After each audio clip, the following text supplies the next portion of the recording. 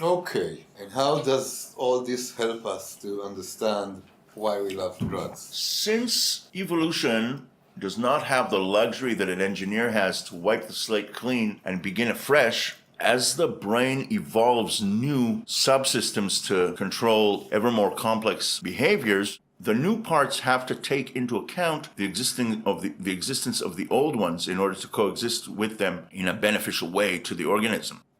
And the frontal lobes are no exception to this. So the frontal lobes will reach back with their GABA firing inhibitory axons and teach the more instinctive parts of the brain I think social. our audience needs a little of translation, with all due GABA respect.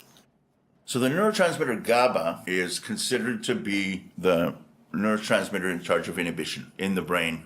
If you fire into the dendrites of a neuron, you will usually excite the neuron into firing. However, there's an exception to this, which is firing the GABA neurotransmitter. It will do the opposite. It will inhibit the excitement of the neuron.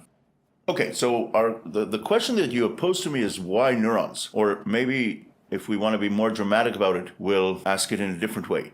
Neurons, why?